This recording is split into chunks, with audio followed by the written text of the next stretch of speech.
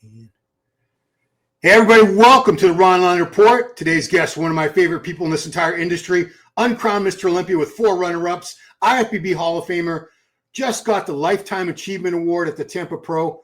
Please welcome the one and only Kevin Levrone. What's up, Kevin? How you doing, Ron? Good to be back. Yeah, you were all over the place. What are some of the countries that you've been to in the last couple months? Uzbekistan, Netherlands, Georgia. Uh, let's see. Everywhere, like Uzbekistan, Netherlands, Georgia. I got Kosovo coming up. Bulgaria's coming up. Syria's coming up. Wow. After that, we have, let's see here. Poland, of course. I've been in I got about 20, 24 countries I'm hitting this year. We did the winter tour already. We're halfway through the summer tour. And we have the spring, summer, fall tour coming up. Yeah. So We'll talk about the company later on because that's a whole story in itself. I want to start off with this though because this is great. I mean, Lifetime Achievement Award, that's an amazing thing for anyone to have, and especially I've seen some of these given out posthumously. So it's a good thing that they recognize you while you're still young and healthy and vibrant. But yeah, let's take a look at that. Some pictures from that. So you were able to bring your son up on stage. It was everything was cool there. So yeah, Gabe. Is Gabe taller than you now? Yeah, he's a little taller than I am. Yeah. How old is Gabe now? Gabe just turned 19 years old. Wow, still a teenager. Jeez. So that was you with Dan Solomon, Tyler Mannion, Tim Gardner, and his wife there. I can't remember her name. I'm so sorry. Yeah, good times. And I've heard parts of the speech, but friends of mine who were there, they said it was really one of the greatest acceptance speeches they've ever had. Just very moving. What were some of the things that you touched on? Do you remember? As I was standing on stage, and it's one of those things that you can't prepare for something like that, even though you might have something in mind or a speech that you might write up. I didn't want to sit up there and read anything because this is an industry that is pretty much my life, my entire whole adult life, since I was 22, 23 years old. I've been a bodybuilder. And that stage is huge. 90% of my life has been spent on that stage. As I'm sitting there and looking at the video that they were running of me and everything, it's just method, where I was, how I felt, the beginning to all the way through the middle, all the way to the end. I started off just a kid in Maryland, United States and Maryland, and expectations to, of course, be on the Mr. Olympia stage once I found out a little bit about the bodybuilding sport and all the greats that came before me. So I touched on the inspiration, then the experience of doing something that had never been done before for the state of Maryland, being a Mr. Maryland, and within the same 24 months, making it to second place on the Mr. Olympia stage. What that was like, the experience of meeting the athletes, the pros before me, the ones that I was standing on stage with, being the Mr. Maryland, going into the junior nationals, having that experience at a huge show like that and placing second, and then going to the nationals, which was 4 months later, I believe.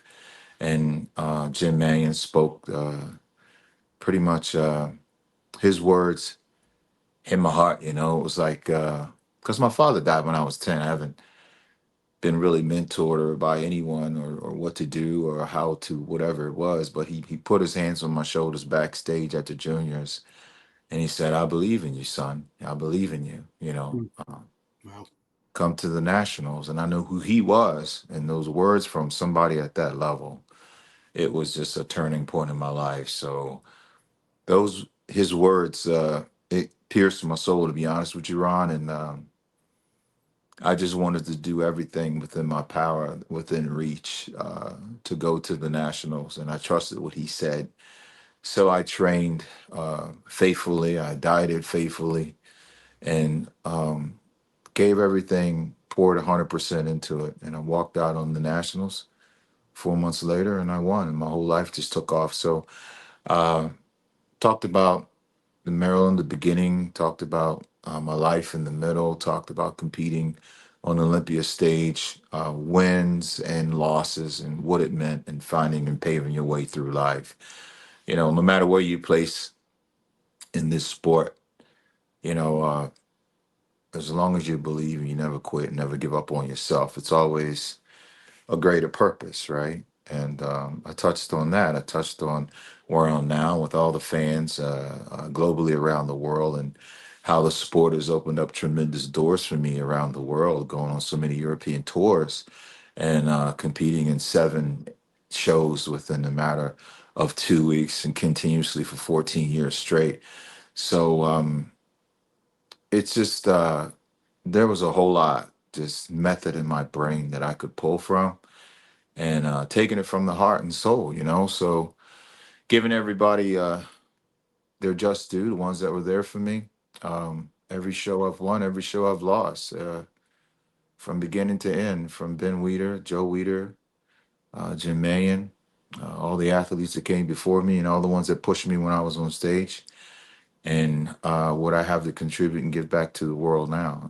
So um, it was an honor to be there, and to be one of the guys to accept this award. I'm glad that the industry, and Jim Mannion and Tyler and Tim Gardner and Dan Sullivan and Rob Wilkins, and what Ben and Joe have done for us. Joe always said, and I remember this clearly like it was yesterday. If you're in shape, just go do the shows. Don't look at it as a business. It's a business.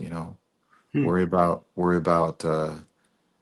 being that business guy. And I've always conducted myself off the stage professionally, and I talked about that, the importance of showing up on time, the importance of the responsibility of being an IFBB pro. What does that mean? Uh, from posing to perfection. When you're an IFBB pro, that means you're a perfectionist. So perfecting your craft each and every year, for the years that I competed on that stage, just elaborated on all that.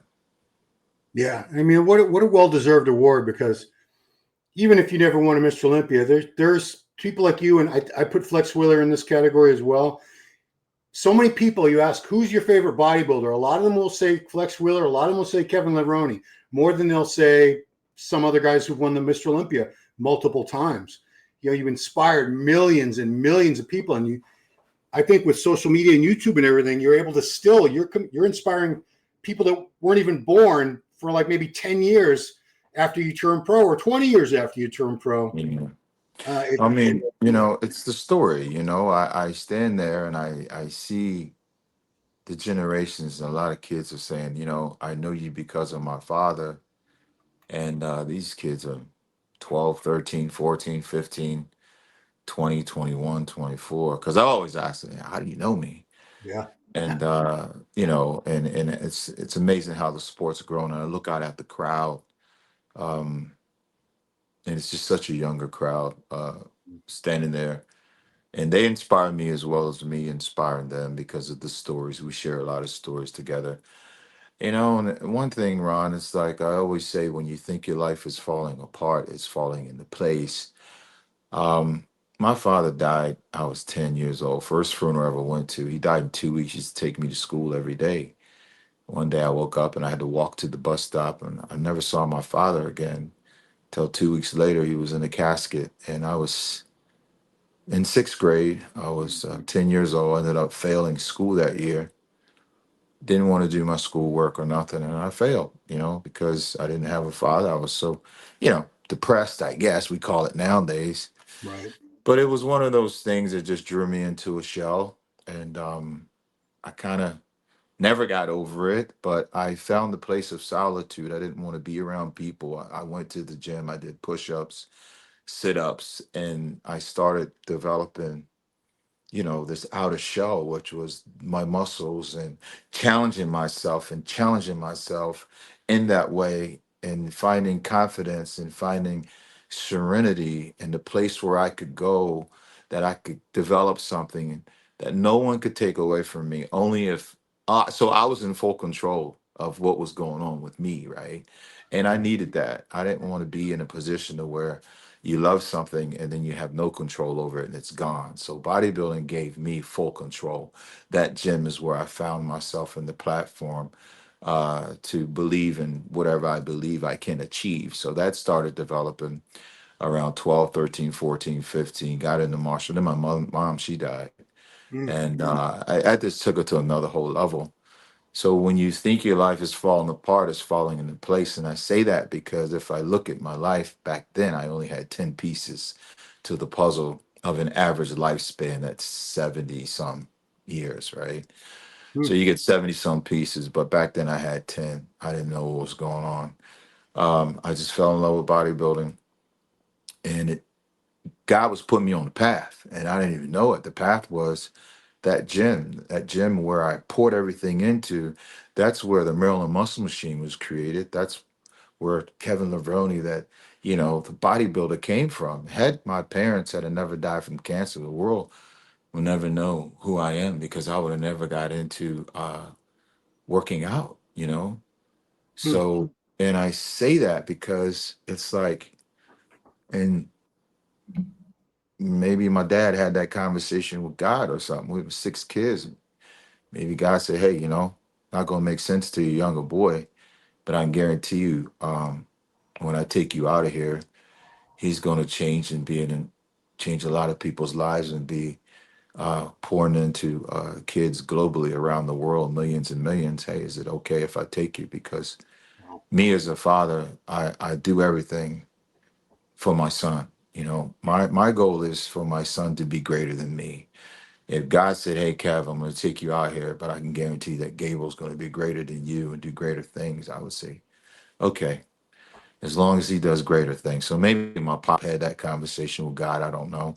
But I Mm, found my purpose through the sport of bodybuilding. It's given me everything in life: belief, hope, never quit, never give up. Bad times don't last forever, because they don't. No matter what you're going through, you can overcome. And the sport has given me that through Ben and Joe Weider's vision. And bodybuilding, again, is something that no matter what you're going through, win or lose, you can always go back to the gym and have a second chance at it, mm, right? You can create a different posing routine. You can create a different training regimen, and you can always have a second or third chance to walk on stage and do better. So I fell in love with it, man, and I'm just thankful to have this award and have the fans I have globally around the world right now.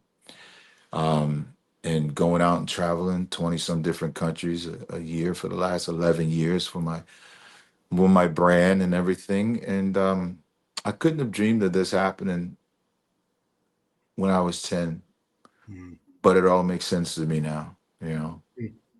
Yeah. So I on the thumbnail for this, I'm calling it "Make Bodybuilding Great Again" because I think a lot of us older guys who've been around for a very long time, since the 80s and the 90s, we fall into this trap of nostalgia where our era was the greatest, the modern era is terrible, but that doesn't serve any purpose. That doesn't change anything. That doesn't make anything better. So what I want to do is have a conversation with you about some ideas we can maybe throw around to improve the sport, uplift the athletes, make the sport better. So this is one that they say too many pro cards. My generation, your generation, we're the same generation. I'm only a few years younger than you. It was very, very difficult to get a pro card in your day when you started out. Um, NPC Nationals had 5 weight classes, 5 men won. And only a few years before that, when it was guys like Lee Haney and Bob Paris winning the Nationals, they had, and Rich Gaspari, they had to go to the World Amateur Championships. Even winning the overall nationals didn't give you a pro card in the beginning. But in your era, you got a pro card for your class win at the nationals. You won the overall. North American, only the overall winner got a pro card. At the USA, again, only the overall winner got a pro card. We only had 2 divisions, men's bodybuilding, women's bodybuilding. We have 10 or 11 divisions now. And they give away between like 70 and 90 pro cards per show at these big shows. Is that something we want to continue, or do we want to cut back on that? Do you think it dilutes the quality of the pro card, the prestige of a pro card?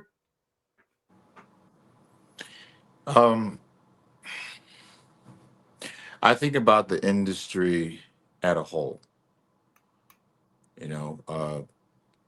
We had maybe 60 people, maybe 100 at the nationals. It was 200 and some total. Yeah. Think about if the industry has grown or not. It's a business, Yeah. right? Yeah. So first and foremost, the sport has become very, very mainstream with so many categories. You can say so many categories, but every category that's been added has been also taken us in a mainstream direction. It's not just hardcore bodybuilding anymore. It's just fitness, it's wellness, it's men's physique, it's everything. What's negative to say about that? Yeah. So from my perspective, I get out and I really see what's going on in Spain, Italy, Germany, France, Holland, Czech Republic, Prague, Hungary, Netherlands, Poland. Every single year I go out and I ask these kids, how do you know about me? Well, they're not hardcore bodybuilders. They're TikTokers. They're Instagrammers. They're YouTubers. That's the mainstream audience that we've tapped into, right? Yeah. So this is not a primitive thing anymore. The sport has grown and it has taken off. We have so many more millions and millions of fans and people involved in the sport. I mean, we have to make room for them. Unfortunately, it's gotten that big now to where you have to give out more pro cards. Now, far as anything being watered down, what part of it is watered down? I don't understand what part of it is watered down. This is not the 90s. It's not 2001 anymore. It's 2000 and going on 26, right? You know People what? have to also accept change and realize that the sport has grown. The sport hasn't gone backwards. If the audiences were in a negative, if we didn't have as many categories, and then what would they be saying then? It would. So people are always going to complain about something, right? I mean, I started off with 4 supplements 11 years ago. I have 1,200 supplements right now. Wow. We were only in 10 countries. Guess what? We have four. We're only in 10. We're only in 100 countries right now. Wow. So, you got to think about things evolve and things grow. I wouldn't necessarily focus on the negative or even care about where the pro cards go, me personally, where they go or who has them. I would focus on who's winning the show, how many people are coming to the show, do we have a great representative for the Mr. Olympia? What is the Mr. Olympia duties? How is this Mr. Olympia guy treating the fans? Is he a respectable human being or whatever? I think people are just getting caught up in nonsense that don't really make a whole lot of sense. That's my opinion. Yeah. I try to stay out of it. I do hear things about it, but if I was running the business, which it is a business, Yeah. um, there's not a whole lot of that I would really change, to be honest with you. A lot of people just don't like change. They don't like to see change. True. Sure. That's just my opinion because we have a lot of people that work for us, and marketing's changing. Supplement industries are coming out with newer, more raw materials. You have to constantly change with the times that are evolving towards the future. Hmm. So you Yeah. want to give out what, one pro card a show? You know, I have Tell to. me that, Ron. You give No, out one pro card a show. How's that going to help the sport? you're right. You know what? How many I mean, people going to come to the show? it's honestly, it's an elitist attitude, and I've been guilty of it. I confess myself. Yeah, but listen, look at it like this. If you give out 10 pro cards at a show, listen, put it this way. Yep. And this is what I'm going to say. The year that I won the Nationals was the most prestigious amateur show that you could do to turn pro. Everyone knew that whoever won the Nationals was going to stand a great chance of going to the Night of Champions and win, right? Yeah. They had the North Americans. They had so many other pro shows. The North Americans. They had name me a few other shows back then that people could turn pro. Well, there was only in the United States you could only turn pro at North Americans, USA Nationals, and North Americans. We had that was it. You had three shots. USA, the Nationals, and North Americans. Okay, so should we had to say, all right, well, what's the point of them having the North Americans? Hmm. Because nobody ever they get the pro cards at the North American, but you name me one North American that won the North Americans that placed in the top 5 of the Olympia. Paul Dillette. Yeah, but you know, like you're totally right. I Right. mean, So what the, I'm saying is the cream is always going to rise to the top. yeah, That's all yeah, I'm saying. Point blank, period, right there. right. Give out 400 pro cards. The cream is going to still rise to the top wherever the cream is. The judges still have to sit there and pick out whoever walks on that stage, whether it's we gave out 2,000 pro cards or whoever. Somebody still got to qualify to get to that stage. And Yeah, the cream of the crop should be on the stage. So who cares how many pro cards they give out? Let's focus on the quality of athletes that are being that are winning shows and that are at that higher level of a Mr. Olympia or whatever. Let's focus on what's going on the stage and pick the cream of the crop out who's on the stage, right? yeah, That's what that would be. That's my mindset. yeah, Give out 1,000 pro cards. I don't care. As long as I got one, that means uh 999 people. Okay, they must not be nowhere near as where I'm at because they're just giving them out everywhere. Okay, cool. That's good with me as a competitor. yeah. Who cares? I Well, I wouldn't mean, care. like you said, it's a business, and I think if the sport hadn't added divisions and started giving out more pro cards, I don't think we'd have a sport right now. I think it would have been unsustainable financially. It would have gone bankrupt years Put ago. it this way: hardcore bodybuilding could not carry this industry. Hmm. It was a time and place for that, and it's over. Yeah, Not saying agreed. it's over, but the world, the industry is a lot more mainstream now. Isn't that a good thing? Yeah, yeah. It's a I good mean, thing. like I said, it's You old people fighting Tyler's in change. there. He. I have young people working in my corporation. There's a reason why they're there. They think different. They are more in tune with what's going on and everything. Um, so I don't have anything against it, man. Fair Like enough. I said, the cream of the crop is going to rise to the top anyway. There's only one Mr. Olympia, whether it's 5,000 competitors, 15 or 20,000 competitors, only one person can win the Olympia. We just got more people to choose from. Absolutely. All right. So that leads me to our next question. What is your definition, or how would you explain what does it mean to be a pro? Because you were one of the top professionals for many, many years. There was a certain way you carried yourself, a certain way you lived your life every day. If you could explain what it means to be a pro, what would you say?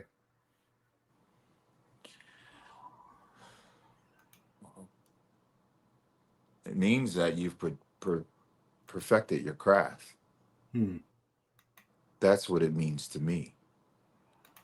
That you have perfected your craft. Mean that when you get a pro card, you are at a pro There's no weaknesses. You have complete, excellent balance.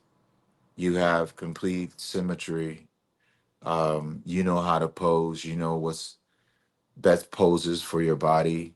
Nobody knows your body better than you because you are a pro. You're not learning how to swing the golf club. You're not learning how to do a 3 point or slam dunk. You need to. Okay, now we're going into a different era here. It's like, yeah, you need to perfect your craft. That's what a pro for me means. You've already perfected every single thing. There are no weaknesses. Hmm. Yeah. Yeah, and I don't want to get off on a tangent, but you did all this without a coach, which is some people would find that incomprehensible. How did you know what you needed to do as you prep for a show? How did you pick the right shows? I mean, every choice that had to be made was made by you, whereas now we do have guys who rely on someone who acts almost like a manager. Some people act. Well, it's the athlete needs to do the research on the history of the sport and respect the history of the sport. And if you start looking at the mentors, the guys that did it before you, the history of the sport, how can you jump in the middle of anything and expect to master your craft and be great if you haven't studied the greats that came along before you? I would study the greats that came along before me, from a Frank Zane to a Serge Olivier to the personality of an Arnold Schwarzenegger to how he posed to Lou Ferrigno to Lee Labrada, how he posed to Rich Gaspari, how he was. There was a lot of characters, and everybody had their own signature character to who they are. And it leading all the way up in the history, spending time with Joe Weider, and reading in literature and how these guys trained, their personalities, and then coming up knowing what worked best for you from going into the gym and training, figuring out what worked best in your diet, and comparing yourself to the guys. And I have to say, comparing yourself to all the guys that came along before you, and then feeling as though, okay, when you're ready, now it's time to walk on stage and present the complete full package, not the half package, not being up there with no calves, right? Not being up there with when you still gotta bring up your hamstrings and you still gotta, you know, uh, bring up your quads or try to get the flare on your quads and all of these things. Back then, I think we were more invested in the history of the sport and wanting to um, just be perfect and have no weaknesses on stage because the guys you were competing against, they didn't have any weaknesses. Mm, You know, I mean, look at the lineups. It was insane. yeah, And everybody just did everything different, right? You had your own way of doing everything. Um, we didn't have social media to. There was never no online prejudging for social media, so you didn't know what anybody looked like.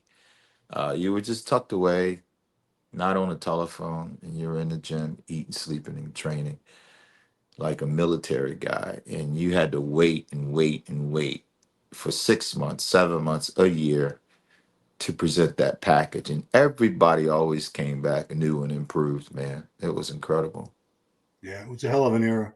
So that leads me to the next topic: is you were one of the last pros. Your generation was, I guess you were the last generation to be able to be mentored by the late great Joe Weider. You were a Weider athlete. You knew him personally. You went to his office in Woodland Hills many times. He counseled you, talked business with you. You had an opportunity that these guys now they never had. They never had anything like that. I mean, how privileged do you feel that you and that last generation, Ronnie, Jay, and the other guys, got to be close to the man who made modern bodybuilding, basically? Yeah, I think it helped us tremendously, because we had a mentor and we respected Joe and Ben Weider so much. And like I tell my son, um, what I've built, it took me a lifetime. Respect the name because that name has done us well as a family. Uh, and the Weider name has done us well as IFBB pro bodybuilders. Joe and Ben Weider, they loved this sport. They poured into us. As athletes, we went to Woodland Hills two, sometimes three times a year as athletes. We would have a big board meeting. All the athletes will come. He would set us down and tell us what he expected of the industry and what direction he wanted this industry to go in the following years to come. Um, Us contracted athletes, we were held to 6 to 8 guest poses every year, pretty much showing up somewhat in shape. Um, we had to go do photo shoots 2 weeks prior to the shows, and then we had to stay after the shows and do photo shoots for the magazines. And then backstage, we are doing photo shoots. He was there at the majority of the photo shoots. Scorecards, whether we're overseas competing in whatever country, the scorecards would get faxed back to the Weider office. And if you did well and the Mr. Olympia placed in the top five and you go over there, you're not placing the top five and you're falling down, Joe would call and he would want an explanation. Well, what's going on? Are you on your diet? And then if you're doing well, you'd get a raise based on your performance. If you weren't performing well and doing what was expected of you, you could lose your contract. That taught me structure. It taught me how to lock in, right? Mm. And the growth was tremendous. And being underneath an umbrella like that, when you're sitting there and you're training and you're doing your reps and you're getting on stage, Joe Weider was sitting down in the front row with him and his wife, and that was amazing, man. It was the structure. People need structure in life. That's why I say you can't raise a child without two parents. A child can't raise himself. He needs a father to mold and instill in him. Joe Weider was like the father of bodybuilding. We called him the father of bodybuilding. Um, Today, I think that's probably what's missing, and that's the struggle with our athletes today, I believe. Um, so it's a little more difficult for them to find their way, what to do off of that stage as a great ambassador, to where we had instructions, right? Yeah. And then we were picked and we were chosen and we were looked after and we were cultivated and molded, and expectations came of us, right? And we had to do the articles for the magazines. Peter McGough and show up for the photo shoots year and year and year in and year out. So we were held accountable. Um, that was the nuts and bolts of the structure of the federation. Thank God we had the NPC, because that was the feeder organization. Without no NPC, the IFBB wouldn't even exist. So Mm. just Yeah. incredible memories and great moments, man. This is a great, beautiful sport, and I don't like to see us guys arguing, bickering at each other. The negativity. Let's focus on the beauty of this sport. And as a retired former professional bodybuilder, I just want to help install and still in this industry what I know, things that I've learned to help the industry grow, to help the athletes find their path and find their purpose. So that's all I can do with the life that God has given me in this industry, is to look at the positive side of it and say, you know what, we need help here, and dive in that area where we need help or where you think we need help and do something about it. Yeah. So another thing that you did this summer, you've toured all over the world, but You had when was your birthday back in? Was it last month? My birthday, I was in Georgia. Yeah. You're in Georgia. Okay, Yeah. Georgia, not USA. Georgia over in what used to be the Soviet Union. Let's clarify. Yeah, you got into fantastic shape. I mean, Yes. I don't know the body fat percentage, but gee, it's like contest condition there you got into. How did you Not know? too far, not too far away from it. I check my body fat 3 times a week. Hmm. So what did you do for this? Did you do the same like type of cardio you did back in the day? The The same fish and thing, broccoli? Ron. Every single, well, that's all I know how to do, right? Low your carbs, get up, do fasted cardio, 45 minutes of target heart rate zone for burning fat. I would go on a fast, sometimes 24-hour fast on weekends, from Friday to Sunday, just to see what my body was doing. It was a little hard to get it kick started, Yeah, sure. but I'm happy with, extremely happy with where I'm at right now, and how I feel. Most importantly, how I feel, because I went and got blood work done, and my levels were whacked out. Because I had stopped working out, and I was so consumed with traveling around the world and work and everything that I lost. I wasn't putting focus into me. I was taking my son to his football, sitting around. I was coaching the kids, and not eating right, not training, not doing anything to pour into myself, and feeling like crap. So I went to Life Med, got my blood work done. These guys, my panels came back, and I just saw a lot of red on that blood Mm, work that scared me, you yeah. know? And I thought, wow, some things need to change. And I knew exactly what needed to change because I knew exactly what I was doing, you know? Mm, And no excuses. And I always say age is just a number because I changed my diet. I went on a fast.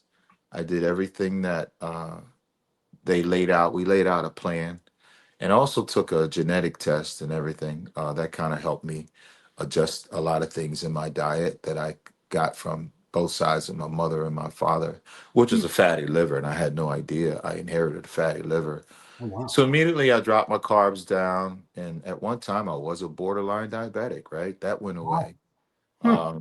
Yeah, doctor had me on statins, because my cholesterol was up and my calcium was. I was like, what in the world is going on here? I was eating pizza. Gabriel was eating chicken filet every month. I mean, every morning I'm driving him to school. I was eating stuff from 7-Eleven, right? Not exercise. It's caught up to me, man. Huh. So I locked in, man, and it's been 7 months, 6.5 months now. I locked in, man. And my body fat, Ron, it was up to 21%. Which is not really bad for a regular person, but that's probably the highest body fat you ever had. That was terrible. It was terrible, And now we're at 6 right now. Wow. Do you plan to keep that body fat, or is that something you can Um, sustain? well, really, right now I'm like probably too shredded for an average human being. But for me, I still think, oh man, I'm not in shape. But I got to remember, I'm not walking on a stage, and it's in my brain that to an average human being, this is just overkill right now. Seriously, Serratus is out on both sides. Everything is ridiculous, right? Yeah. Um, I don't know how to pace myself. Yeah. Yeah. I just know all or nothing, right? So I Right. find myself now, I want to kick into doing cardio twice a day, 45 minutes of fasted cardio twice a day. And I'm like, man, come on, I got to wind it back. So I don't know how to wind it back and shut it down because when I'm always 100%, right? Mm, Setting on a goal, oh, we got this to do, blah, blah, blah, blah, blah. And then if I'm not 100%, then I'll just completely turn it off, right? So I can't mm. do that now. I have to maintain the balance. So I feel great, man. And Life Made Institute has certainly helped me do that. Yeah. Happy And because my My son, he's going to University of Maryland. That's cool. Oh, wow. Yeah. Is he Yeah. starting that? That must be starting soon, like the football Yeah, camp. so proud of him, man. I took him to Lifetime Achievement thing in Tampa at the show down there. It's his first show he's ever been to. Really? And Wow. yeah, Huh. yeah. So I said, see, Gabriel, this is how it's gonna be when you get out there and start doing your thing. You gotta have patience with people. You have to, somebody want to take a picture, you gotta do it, and you gotta be healthy. And I'm just in a good place right now, man. And you know, I love this water. It's Mountain Valley water, Yep. spring water, and bottled water. And I've learned that too. The best water is in the bottle. You know, I used to always drink water out of plastic. I started drinking it out of the glass bottles. Here in America. Yeah. We don't really have glass bottles that much. We got all plastic. But I've really switched a lot of things up, and it's slowed my aging process up, to be honest with you. I mean, they talk about microplastics and how horrible they are for us. Like, Yeah, they say we I have like get. an ounce of it I in our also get brain. NAD fusions once a week. I get my vitamins, you know, in my veins once a week. I also have my own supplement line. I use all of my stuff, but there's so many extra things that I do to help with the aging, to help as you get older. You have to change a lot of things around and start doing things different. So So your most recent blood work, I'm assuming everything was green, right? yeah. Hmm. Perfect. Perfect. Like, Gabe looks. I don't want to say a clone, but God, the resemblance is just astonishing. It's Yeah, like he came out of Gabriel, you. he can bench press 315, man. Yeah, I mean You he's know? built like an athlete. He's. Yeah. Did he So ever? proud of him. Football. He's done so well in football. Does he have any plans like after football? Even if he goes to the NFL or something, would he ever want to pursue bodybuilding? Does he have any interest in it? You know, I as I was speaking on stage at the Tampa Pro, I don't try to force anything. What I do is support him Hmm. and let him develop into what he wants to be. And if he asks me for advice, I'll give him advice. If he comes to me, say, "Dad, I want to train," hey, okay, this is what I suggest and how you do it. But I want him to be the man that he wants to be. Um, if he wants to compete on the stage is there for him. Uh, God only knows, right, what direction he'll go in. Right now, he's focused on track because our family member, Sydney, she's gold medalist in the Olympics. Oh wow! In what? Yeah. What sport? Huh? What sport? Oh, track and fields. You can Google Sydney McLaughlin Levrone. Oh wow! Huh. She's got like four gold medals. Wow. Okay. I mean, Broke six world records. She's the fastest in the world at the 400 hurdles. Um, I wish I had it queued up. I don't, but you had that famous instance where you challenged. Was it Maurice Green? It was one of no, that was Dwayne Chambers. Dwayne Chambers. That's right. You challenged him to a race. Was it the 100 meter, the 50 meter? It was 100 meter. Yeah, it was 70 meters, 60 And meters, 60 meters. just to show your athleticism, you were like 240 pounds at the time. Yeah, I You got were you were a huge bodybuilder, and you sprinted against this guy who was. I know he's been to the Olympics. I don't know if he medaled or not, Dwayne Chambers, but he was one of the best sprinters in the world. And I think about the first half, you were neck and neck with him. He got past you after that, but you were right there, which is crazy. yeah. Yeah, I mean that whole industry, as well as our industry, there's a technique to it. I didn't know the technique. I didn't know anything. Yeah, I just you, knew that you I didn't was you didn't someone. train for that at all, right? Huh? No, no. It was the first time I've been in blocks and everything, but I got spanked pretty bad. I was like, whoa, these guys are super fast. Um, So I have a whole new perspective and respect for that. Each and every sport, as you're a professional athlete, Yeah. technique, form is everything. My son's a sprinter. You Oh, know, he does track as well. I didn't know that. yeah, he's going to the University of Maryland on a track scholarship. Oh, I thought. four See, I years. assumed it was football. Shows you He's that. uh he's both, man, and pretty amazing watching him train and take his approach to his training and everything. So Yeah. yeah. So yeah, good on him, man. I mean, that's proud pop for sure. I want to talk about this. You just finished up an amazing tour. I don't know how many countries you just went to, like 5 or 6, 8. I don't know how many. You're all over the place. I mean, every time I checked your Instagram, it looked like you were in Yeah. a different part of the world, and you went to Mexico. You went over to Eastern Europe. Um, it's crazy that, like I said, a lot of these people weren't even born when you were winning shows and taking second to the Olympia all those years. But the crowds that came out for you, it's enormous crowds. I mean, I'm sure you're used to it by now, but like, look at this. It's like a Yeah. concert, like a rock concert or something. It keeps growing and growing and growing and growing.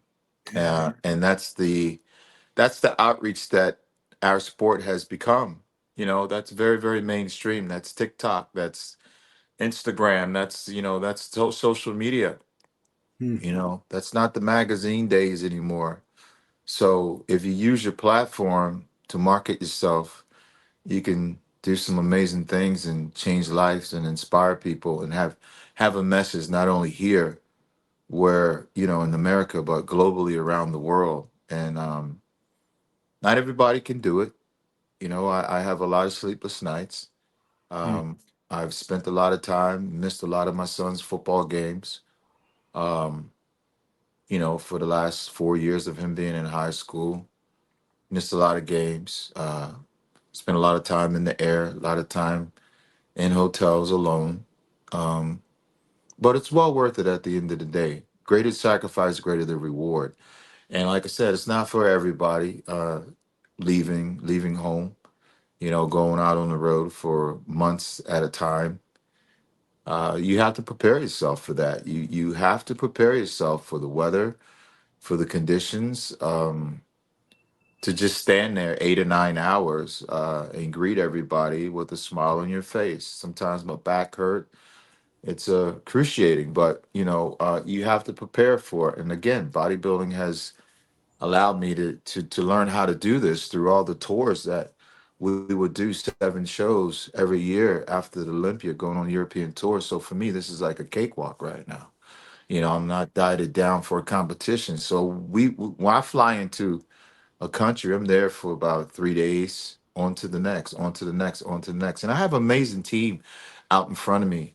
Uh, Amazing team in the office. A marketing people. My manager who sets up all of my Anna, who does all of my events. She's the promoter of the events and everything. She handles all the bookings, all the arrangements, all of the setting up before I come. So there's people out ahead of me waiting for me to show up, and so on and so forth. So when I get there, everything is already set up. So it's a huge operation, and a lot of people that's working for me that allows me to go out and stand there to look successful. But they're the ones that are doing all the hard work for me. So it's a team. It's a team effort, and I have to give them credit because it's not just Kevin. People see Kevin Levrone when he's there, but my team at FA allows me to be able to go at that pace nonstop, year in and year out, because it's so well organized machine. Hmm. So the last thing I want to touch on, because this is something that you did very well, and I think you did it consciously. It was not an accident. When you were competing all those years and traveling the world, you were setting up your life and your career after bodybuilding. And you've had a tremendous career long after competition where a lot of guys don't. A lot of guys they don't have a plan. They don't have anything else going on. And once they stop competing, they're sort of just lost. Hmm. So if you could talk to the guys who are competing now, the current pros, what advice would you give them as to how they can set themselves up so maybe 10, 20, 30 years after the stage is gone, they're still having a great career in the industry and still relevant like you are? Well, you never know where somebody's going to end up in life. So you have to, first of all, treat all your fans with respect. Treat all the promoters with respect.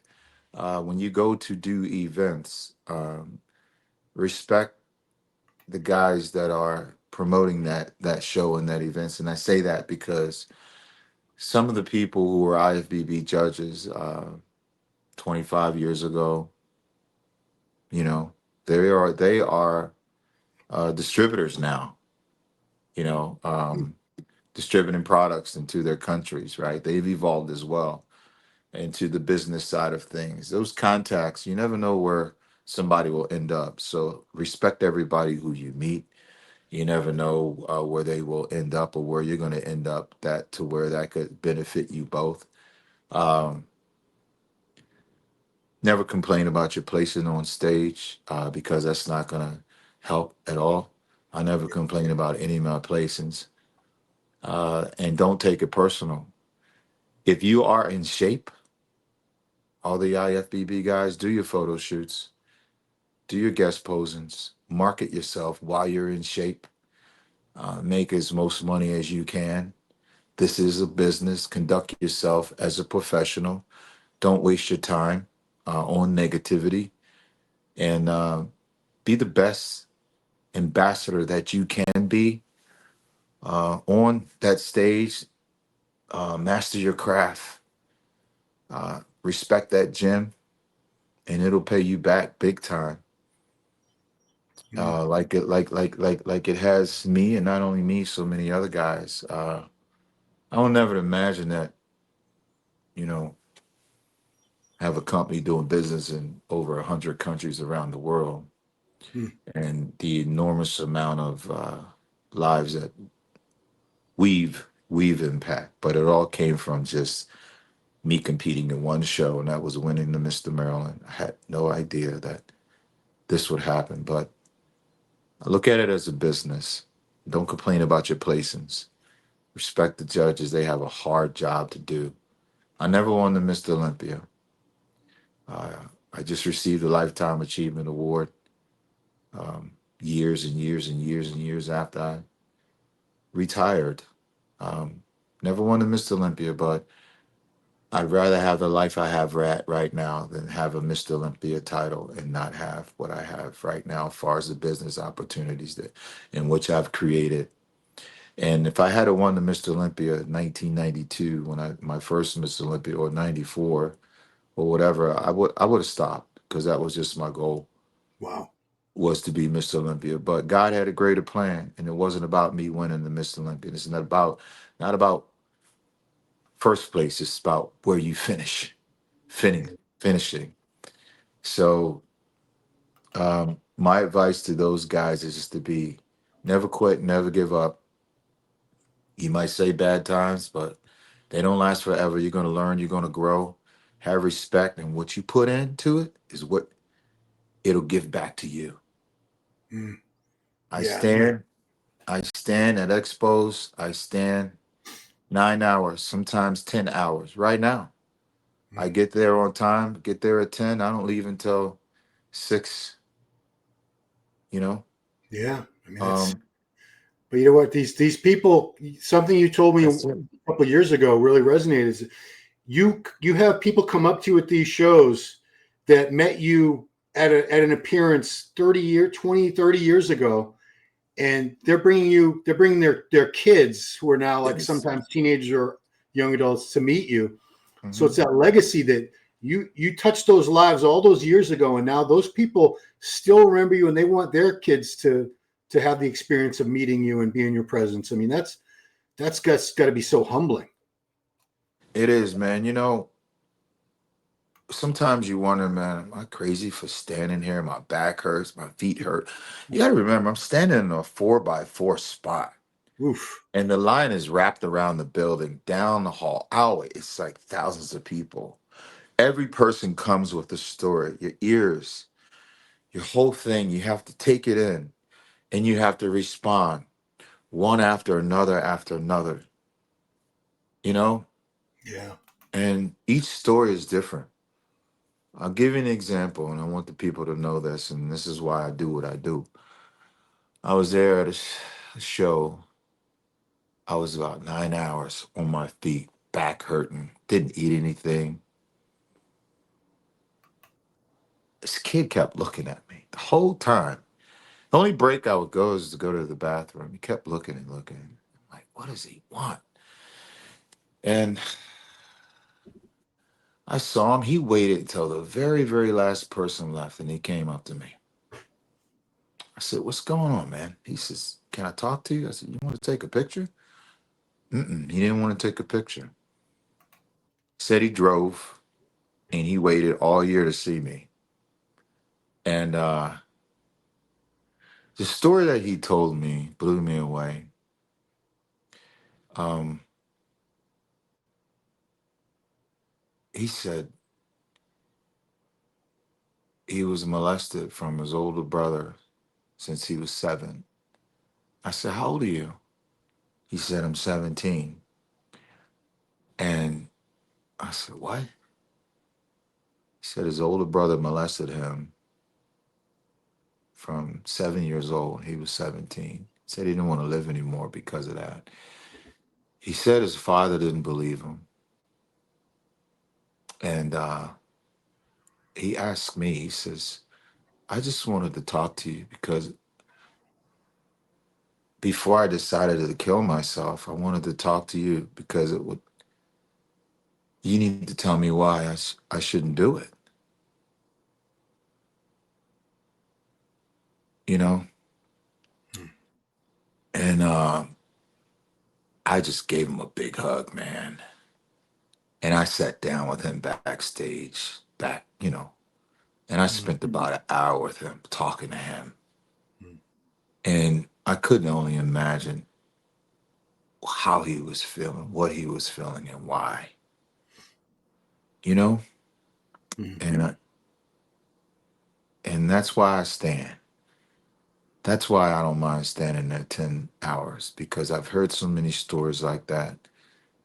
And this kid to say, I was going to kill myself, but I wanted you to tell me a reason why I shouldn't do it first before I decide to do it. wow. And he put that on me. I just poured out and I told him I was lost too, man. My dad was gone. My mom was gone.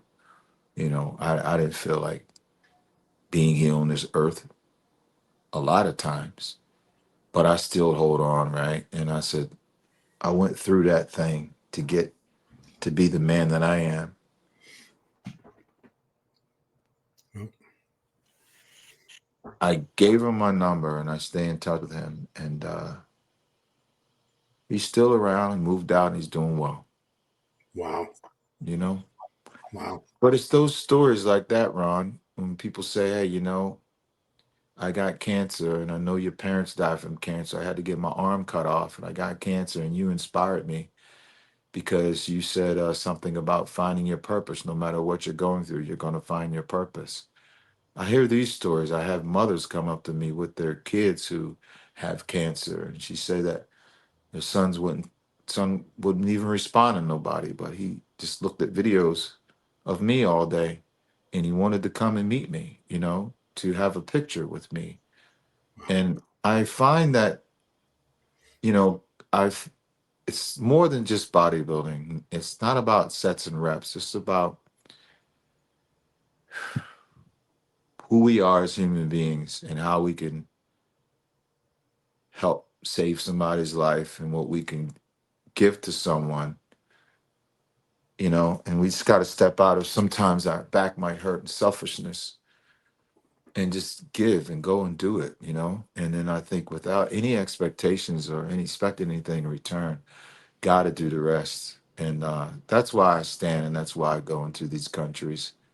And I don't mind. I don't mind it. Mm, I've been in Baghdad. I've been to a lot of places. And there's always leaving me with the humble experience of saying, damn, now I see why I didn't win the Mr. Olympia, because I got to do this. This is what it's all about.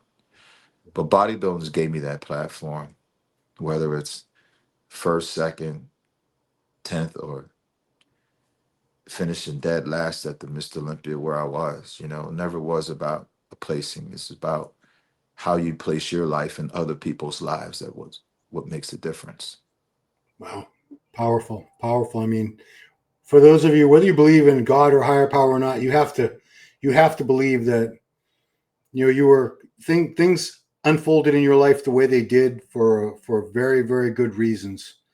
You know, you're exactly where you needed to be at different points. And, you know, I believe God put you there for that young man, to save his life. And you did. Yeah. I mean, that's wow. I mean, And for like I people, said, Ron, when I was 10 years old, I only had 10 pieces to my life. You got 10 pieces to a puzzle that got 75. You can't tell what that picture is going to end up being. But now that I have 60, 61 pieces to a puzzle that's probably 80 pieces, you can tell, okay, that's the bigger picture. Now I see why that happened. Now I see why. Now I see why I needed to go through that, because I have to have the strength to pour into somebody who's going through it now. yeah. Yeah, I mean That's that's it. wisdom.